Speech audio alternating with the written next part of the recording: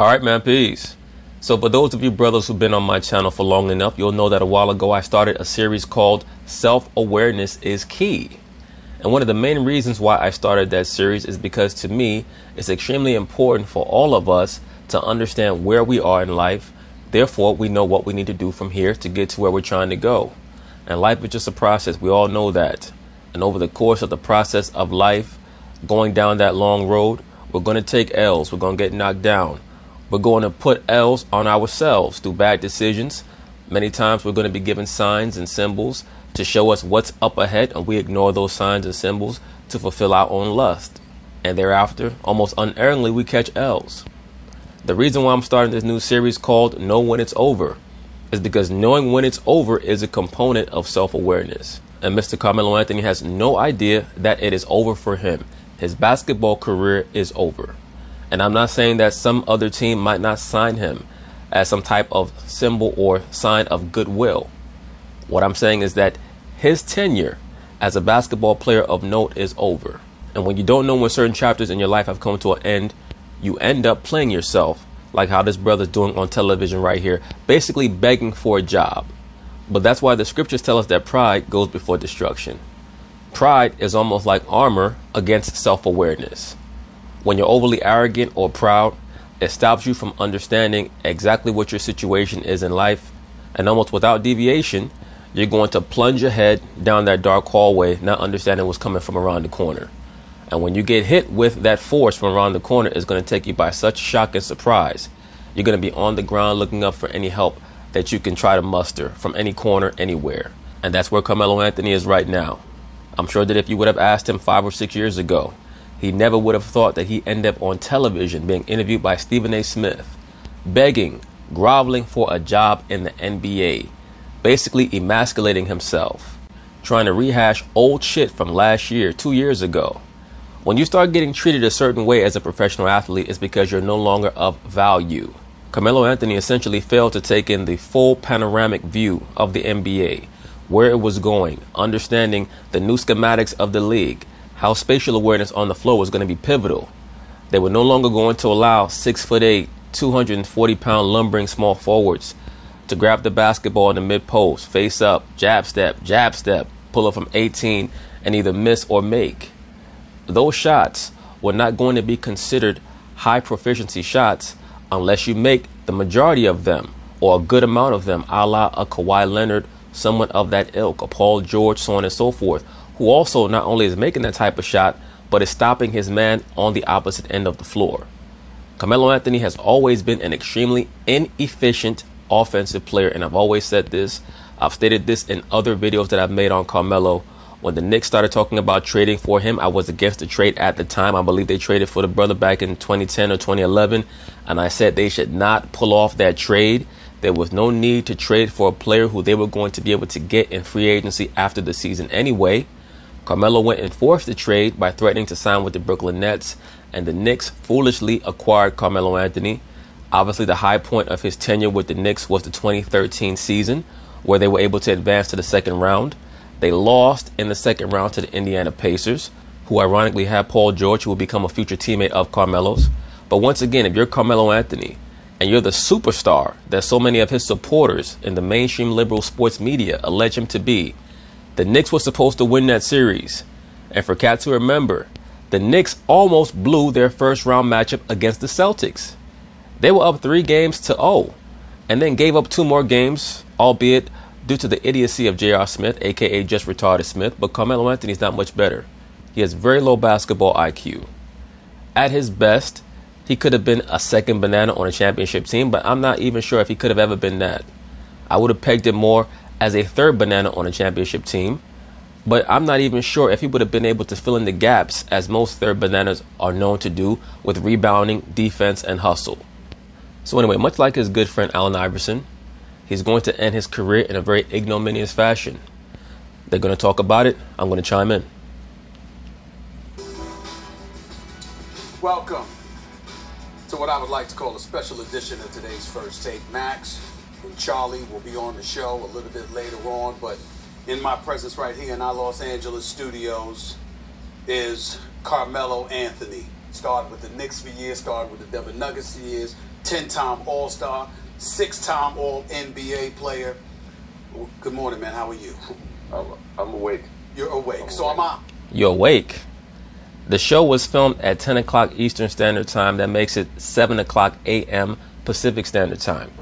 If you're someone who's truly focused on getting back into the NBA, you should have been up for 2.5, 3 hours before that show started working on your game, because that's what the superstar level players do. They get up at 4 o'clock, 4:30, 5 o'clock in the morning. So for you to say, I'm awake, that tells me that normally you're sleeping in, Carmelo Anthony. But as we're going to see over the course of this interview, he's going to show once again that he's more talk than productivity. So am I. So am I. I'm good. Let's get right to it. You wanted to come on national TV. You wanted to speak on behalf of yourself. Why did you feel compelled to do that at this particular moment in time? Because he sees his career circling the drain and he's desperate. He's starting to get a firmer grasp of how tenuous the NBA superstardom or stardom life is. He knows that within 3 or 4 years, he's probably going to be walking down the block and chicks are not going to be throwing themselves at him anymore. And he's starting to wonder, what does he have left? As I've touched on this channel numerous times, and many people have touched on this concept as well, athletes die twice. They have an athletic death or an athletic career death and an actual death. And Carmelo Anthony is struggling with the oncoming death of his athletic career. I think the timing is right. The timing is definitely right. You sitting at home eating potato chips, watching TV all day.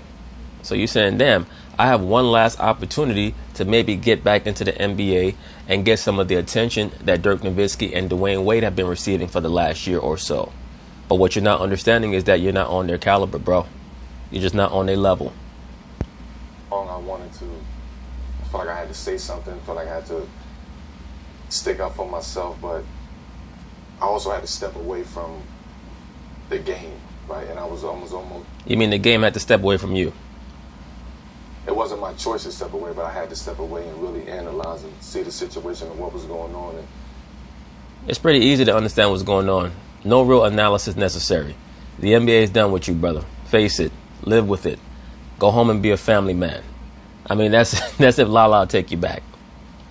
Kind of understand where I'm at, right, in my life and my career. Really not really understanding the situation that happened, why it happened, or how it happened. Well, most prideful people or proud people, they don't understand why bad things come upon them. And I'm not calling Carmelo Anthony a bad person by any stretch of the imagination. I don't know the brother to know how good or bad a person he is. You can be a good person with bad qualities or bad characteristics. You can have an Achilles heel per se. Most of us have foibles or little flaws in our personality. Sometimes certain flaws are more glaring. You can see how particular people are going to end up in their lives based on the character flaw that they have. And it didn't take a rocket scientist to understand that Carmelo's career was not going to end well, because he was delusional. He started out his career by believing that he was as good as LeBron James. And there was a certain point in that 08-09 area where it looked like he would have the chance to compete for a world title. So to a degree, that's understandable. But once you start getting into the 2010 to 2013 area and he still thinks that he's as good as LeBron James, and then on top of that, he wants to be feted and viewed as an all-time great player when he never was. He was never a superstar. I don't care how many dudes get upset by that. Carmelo Anthony was never, ever an NBA superstar. At best, he may have been considered one of the top 5 players in the NBA, but he was never someone, in my view, who was going to lead your team to a championship. Ever. So that's why he's so shocked by this. His opinion of himself was way higher than reality. But I understood the actual business side of it. But the way that was relayed to me wasn't the same way as I felt. Now, we're talking about you.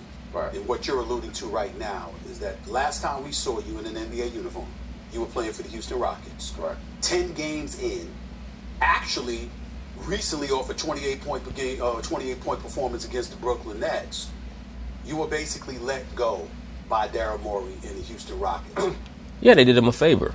You can make the case that they did him a favor by dropping him right after that big game, because they basically were trying to help him out. While your stock is high, let's get rid of you because we know that you're not going to be a component on a championship level team. You play no defense. You don't make 3-point shots, especially off the catch and shoot.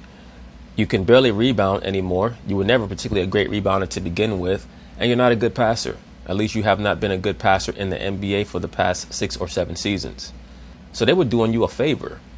They said off of a high game for the season, let's get rid of him. Maybe he'll get picked up by somebody else. Talk to us about whether or not that's something you expected. Were you surprised by it? Did you have an issue with it? I was surprised by it big time. Right? It went from, oh, this is the piece that we want. This is the piece that we need. Mind you, we've been talking for 3 years, 4 years. They were trying to get me to come to the Houston Rockets. Well, maybe because 3 or 4 years prior to last year, you looked half decent as a player. And I finally went there. They finally said, okay, this is the piece that we need. So I get there. You finally went there, like you've been holding out for so long. Bro, the Knicks didn't want you. OKC didn't want you. It was a blessing from on high that the Rockets wanted to bring you on, especially a team that had gotten so close to winning a championship the year before. Knock it off. And I'm thinking everything is good. Like, I'm doing everything I got to do. I'm never. Like what? Taking a bunch of bad mid-range jump shots? Look, even ESPN is trolling him right here. As he's talking, they're showing a highlight package of lowlights. Carmelo's the only player in the history of the NBA come and do an exclusive interview, and they're going to show a highlight package of lowlights. To practice, did all my work. I was, real professional with everybody there. I don't think there's one person there that could. They got him getting his shot rejected by Anthony Davis. That I wasn't a professional there. I did what I had to do, did my work. And then the 10th game come, I just didn't understand where that come from.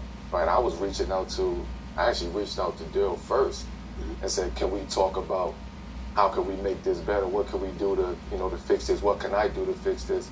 But that's normally how things end when you have no self-awareness and when you don't know it's over. No matter what the situation is, whether it's at your job, in a relationship, family, friend, you'll often receive smoke signals that they want you to change your way in some way, shape, or form. And when it's finally over, you're going to end up trying to beg and plead, and it's going to be like it's too late. You should have saw the signs before that. Carmelo's moments of awareness were supposed to come during the latter period of his time with the New York Knicks, where he should have showed that he was a better team player, but he never developed his overall offensive repertoire. He never learned how to incorporate his other teammates. He never learned how to play in a real system. It was laughable to me when Phil Jackson joined the New York Knicks and Carmelo had the nerve to say Phil needs to come down and be the head coach. In other words, Carmelo was trying to align himself with Michael Jordan and Kobe Bryant. Phil Jackson was never going to coach you, bro, because he knew that you were nowhere near on their level. Kobe Bryant's about 4 or 5 levels above you, and Michael Jordan's about 7 or 8 levels above you. He had in mind that he wanted to come talk to me too about releasing me and letting me go. So I didn't like how that went down. This is 10 games in. 10 games in. A 10-time All-Star, 6-time All-NBA player. 10 games, and the Houston Rockets said goodbye to you. And from what my understanding was, and I want to make sure that I'm clear, you play a game against the Oklahoma City Thunder, your now former team. Let me say this very quickly before Stephen A. Smith goes any further. It's very obvious that if the Houston Rockets cut him after 10 games, is because the only reason why they signed him in the first place was at the behest of CP3. They signed him because CP3 begged them to sign him, and they probably told CP3 we're going to give him 10 games. And if it's not working out in 10 games, we're getting rid of him. Lost that night on November 8th. You traveled to San Antonio to play the next game. Yeah. And you were informed on the trip to San Antonio. What exactly did Daryl Morey say to you when he met with you? He tapped you on the shoulder and he said, pack your bags and take your ass to Delta Airlines and fly coach back to New York City. I was actually in San Antonio, in my room, getting ready for the game. And me and Daryl were supposed to speak that night because I had reached out to him previously about just a heads up me, like what's going on, let me know what I can do. Like, I'm here to help the team, like let me know what I got to do. But and he told you, quit the team, quit basketball. That's the best way to help the team.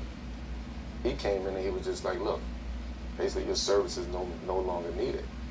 And I'm like, hold on, what the hell are you talking about? He's like, nah. I think he spoke English, didn't he? He said your services are no longer needed. Now, Carmelo's a guy who claims that he wants communication. But when people communicate with him, he's always incredulous. You know, things just not working out, and you gotta figure out something to do. I'm like, how the hell I'm gonna figure something out to do?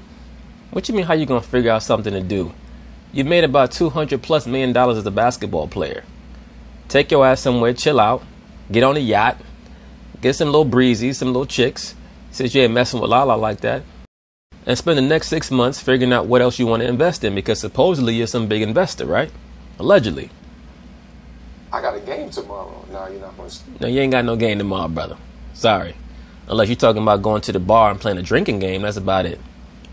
No, tomorrow.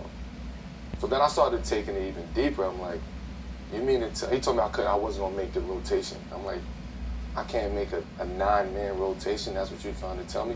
No, brother. What he's trying to tell you is that you can't make a 15-man team. That's what he's telling you. On top of that, you can't make the D League. That's what he's also telling you. You couldn't make most of the squads in the D League. It's over, brother.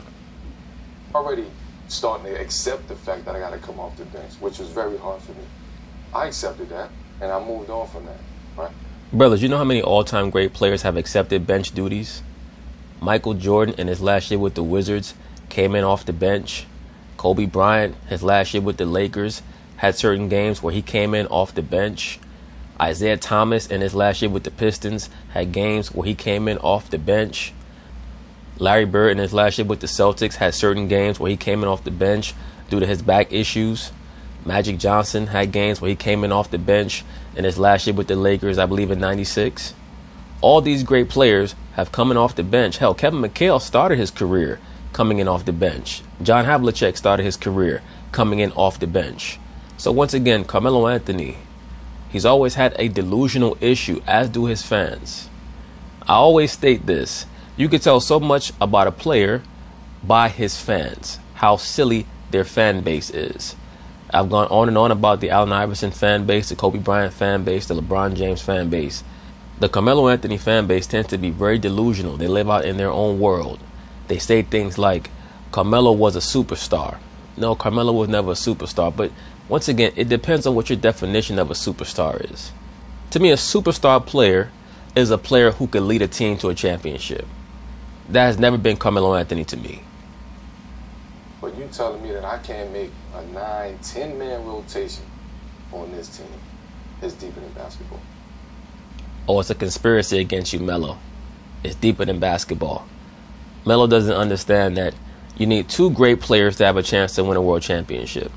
That third player can be good to great, but either way, that third player has to accept the fact that he's not going to get anywhere near the amount of shots as the first 2 players. That's just a fact. When you look at the history of the NBA, that's always been a fact. The big 3 Boston Celtics in the 80s, Bird and McHale were going to get most of the shots. Sometimes Robert Parrish might get 18 shots. Sometimes he might get 8 shots in a game. But he was a great player as well. The LA Lakers, the Showtime Lakers with Kareem, Magic, and Worthy. Now, fortunately for them, one of their big 3 was the all-time greatest passing point guard. So sometimes Worthy might get 20 shots in a game. There'd be other games when Magic was hot. Maybe Worthy might only get 12 shots in the game. Either way, that third player has to accept that his role is going to be marginalized. At this point in his career, Carmelo Anthony is not good enough to be the third best player on a championship team. So that means he gets slotted with the role players and the bench players. That means what? He has to play great defense. He has to hustle. He has to rebound. He's not willing to do any of those things. So that's why he does not fit in on 15-man rosters anymore. So when you say it's deeper than basketball, be specific. What do you mean? Well, I mean, at my point at that time, that's what I was feeling like. Yo, this is deeper than basketball. Obviously, you know, this was. I was on a 10-game trial period. Like, this is not something that just happened. Like, this is something that's been talked about over these first 10 games of the season. Did Chris Paul? No, it wasn't talked about over the first 10 games of the season. It was talked about before they signed you. That's why they signed you, brother. They signed you probably because Chris Paul begged Daryl Morey to sign you, and Daryl Morey said, okay, we're going to give him about 10 games. Because you know how Daryl Morey is. He'll go and check your metrics. And he probably told CP3, this is what Carmelo Anthony is shooting as a percentage from three-point land off catch and shoots. This is what he's shooting from mid-range. We don't even want him to take mid-range, but he's not even a good mid-range shooter. These are his defensive metrics. So I'm going to bring him on as a favor to you. We're going to give him about a 10-game trial period. If he does not perform well, he's out of here.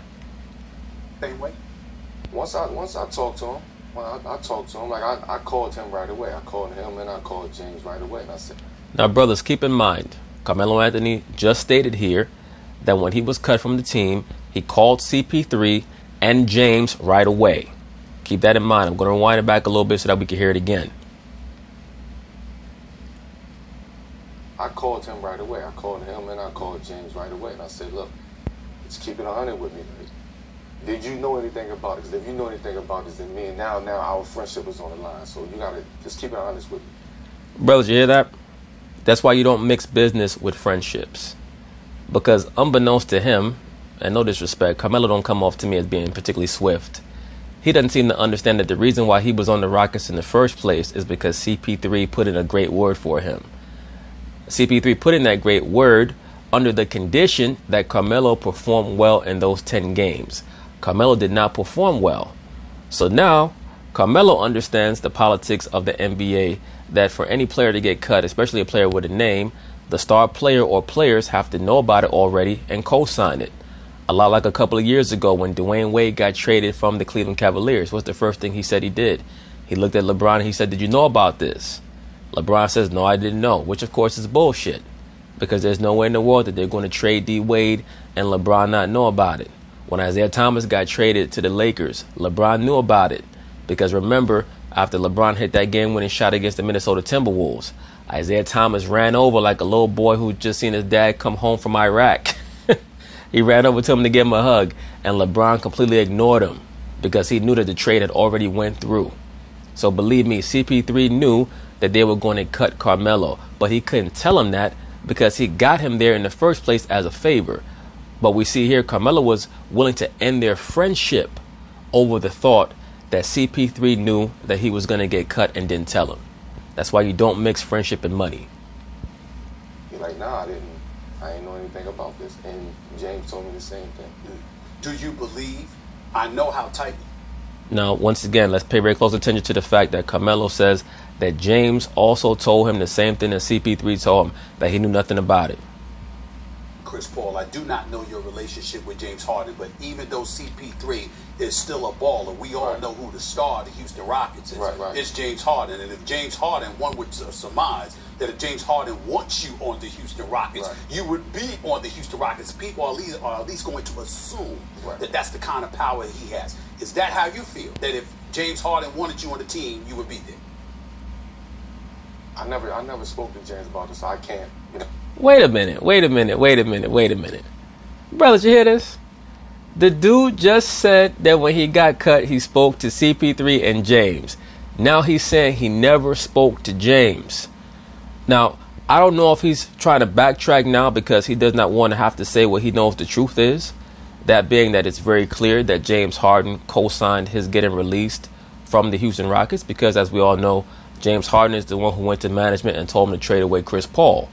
I don't know if he's trying to stop from speaking that truth on the national airways because he knows how the media is going to contort it and twist it into a beef between himself and James Harden, and that's going to hamper his ability to get a job with another team. That's what's going on in Carmelo's mind right now. But let the record show, literally 15 seconds earlier, he said he spoke to CP3 and James Harden. Now he's saying he never spoke to James. So Carmelo's lying right here. We'll never jump the gun. I will never make that assumption. I had a one-on-one heart-to-heart with CP in my room, 1 o'clock in the morning. Well, you said you also spoke to James, brother. Looked him in his eye. He looked me in my eyes and told me, bro, like I would never do something like that to you. I take that, right? That with me and him, it goes deeper than basketball. So, fan. Right, it goes deeper than basketball, but your friendship was going to be on the line, as you already stated. Your friendship was going to be on the line over him knowing about you getting cut. But you claiming that it's deeper than basketball. It's very obvious that you were all up in your feelings and you were willing to cut him off permanently over this, even though it's very obvious to me that he's the only reason why you got signed on the team in the first place. Once again, Carmelo, because he has no self-awareness, you got to be careful around people who don't know where they are.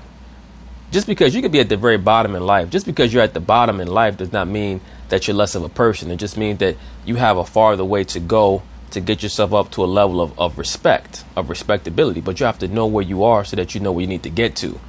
Carmelo has no idea where he is. That's why he's all messed up in his head right now. In his brain, he still thinks that he's on the level of James Harden and these type of guys, and he's not. Sit there and really feel the pain that I was going through at that moment, like being very vulnerable at that moment. I honestly could say that I don't think he knew anything about that. Speak to me about how vulnerable you truly were at that particular moment. Could you give us some insight into the kind of emotion that you were going through at that particular moment in time, considering the fact that you were a perennial all-star and considered one of the greatest scorers of this generation? Right. Well, Stephen A. Smith, I have news for you. There are many other perennial all-stars in the history of the NBA who ended their careers without championships and who ended their careers with teams telling them, we will no longer need your services. Look at Patrick Ewing. Told that you can't be a part of a 9-man rotation. Yeah, I felt, honestly, pardon my language, I felt like shit, I'm not even gonna lie. Like, to sit there. Look at Stephen A.'s face. Stephen A. eyes got wide.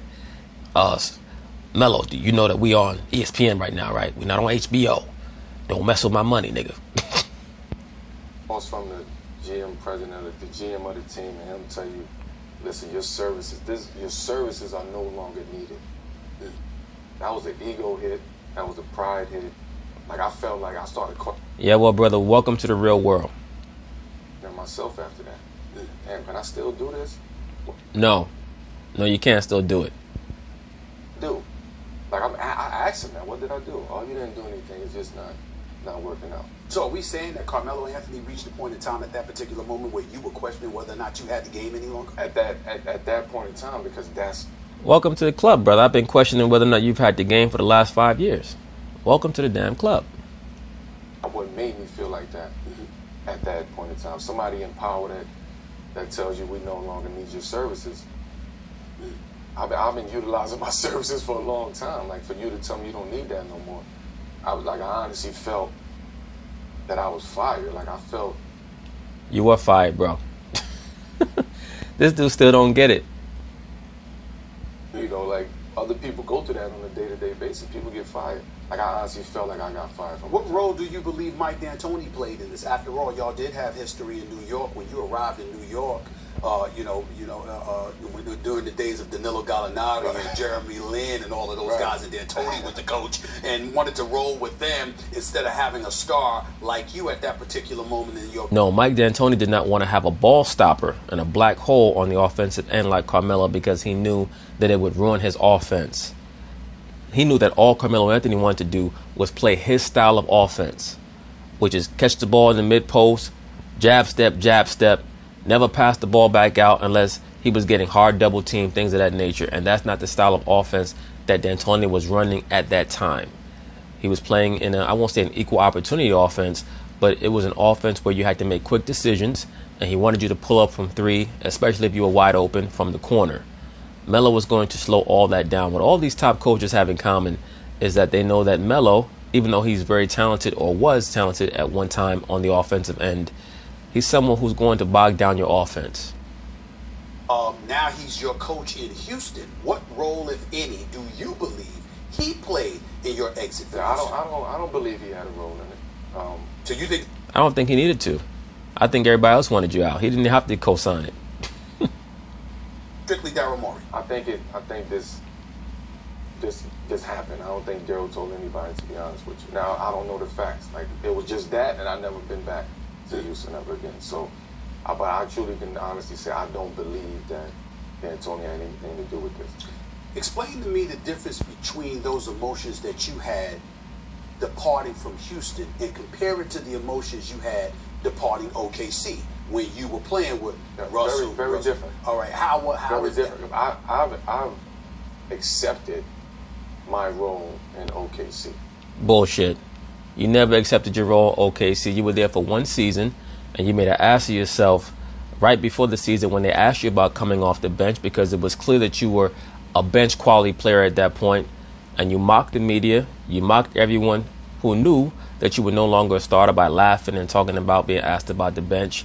And at one point in the Utah series, where you guys flamed out and lost in the first round, you were on the bench complaining about the coach not giving you enough playing time or pulling you out of the game too soon for your liking, even though you were playing no defense whatsoever. which was, look, you're going to be I wasn't even the third option, right? I was the fourth option. As you should have been. To be quite honest with you, it's questionable whether or not you should have been the fourth option. I was the third option, so it was just more of, all right, this is what I have to do. Like, I got out of New York. I'm here on the team that I know we have a shot to win the championship. So amongst us, internally, we all felt like that. People forget, before Andre Roberson went down, I believe he had a torn patella tendon. They had the best defense in the NBA. They were arguably going to be a threat to maybe shake things up in the Western Conference. I don't think that they ever had enough firepower to win a championship because their shooting was terrible. But their defense was ethereal at certain points in the NBA regular season in 2017, 2018. But it wasn't until after the season when all of this conversation had started, all this talk had started. Oh, would he come back? Would he take a pay cut? Would he come off the bench? None of this stuff was ever discussed with me as far as me coming off the bench. All I needed was somebody to communicate that with me. Bullshit. You were non-communicative. You were unreceptive to any attempts to communicate with you. And then when people, as they're wont to do, when they see that you're not someone who can be communicated with, they just cut you off. And then you lean back and act flabbergasted at the lack of communication. That's not how things go. Most people who do not know how to communicate well, they give off that vibe. People stop communicating with them. And then they're left to figure out why they've been cut off or cut out. And that's what's happened with Carmelo. He's lived in his own bubble of stardom, his own NBA bubble of stardom for so long, where he was put on a pedestal. He's gotten any woman that he wanted. He's gotten every commercial that he's wanted. He's gotten to meet everyone else that he's wanted. He's gotten to align himself with players who were better than him. And now he's being pushed out of that bubble. And he can't deal with it. He's starting to become a regular person. Like, remember in Rocky IV, when when Rocky was having the conversation with Apollo, they were watching one of their old fights, and Apollo starts talking about going back and fighting, and Rocky says to him, "We can't do that stuff no more, man. We're like, we're changing. We're becoming regular people." I think people was afraid to stand up and communicate. But would you have accepted that, Melo? Because when people look at you, they think about a guy like Allen Iverson, who was initially reluctant to come off the bench in the twilight of his career. D. Wade, your brother. Guys. Iverson wasn't really reluctant. He was rebellious against it. But when his ass kept getting traded, he had no option. The dude got traded to like 4 teams in a year and a half. It's Carter and others. They were more willing, even though it was a challenge for them too. Right. They were more willing to accept those roles. When you talk to people around the NBA, they did get the impression that wasn't anything that Carmelo was willing to accept. Your wife Lala came on first take. Was like, I wasn't coming off the bench. Right. His alleged wife Lala. I wasn't willing to accept that because that never was explained to me. Bullshit. If you sat down with me man to man and said, you know what, look, what's best for this team is for you to come off the bench, I probably would have fought it a little bit, but then I'd have stepped away from it and said, you know what, this is what's best for the team. Bullshit. You would have fought it, and then you would have pouted, and you would have waited to see how well the team played. And if the team did not play well, then you would have raised an even bigger ruckus, and you would have become more trouble than you were worth because you're not proficient on the offensive end, and you can't guard a damn statue on defense. Right. I went to Billy Donovan himself and said, what do I have to do? Right. What do you need from me? And he responded back, play defense, rebound, pass, and then you left the office. And everybody can vouch for that. What do you need from me? What do I need to do? And he told me, I said, look, thank you, I appreciate it. This is what you're going to do for me. I really honestly wish the OKC situation would have worked out. Why? They've nuked that whole thing since you left. That was never going to work out. Russell Westbrook had terrible basketball IQ. Paul George is very talented, but he's a beta. And you're delusional. You're like the Don Quixote of the NBA. You're just seeing shit everywhere where it don't exist. I thought it was going to work out. This was conversations that me, Paul, Russ, we had every single And why day. do you feel it did not work out? I think it was Because you had 3 low basketball IQ players. Well, you know what? I'll change that. They had 2 low basketball IQ players and 1 player, Paul George, who's a beta. And when Carmelo left OKC, he claimed to be very happy that he left because it just didn't work out. Now he ends up in an even worse situation in Houston. So And now he wants to glamorize OKC so that it does not look like a him situation. He wants to act as if everything was hunky-dory in OKC and it could have been worked out. No, bro, it's a you problem. It's gone from Denver to New York to OKC to Houston, where various front offices and coaches have all had an issue with you because you think that you're better than you actually are.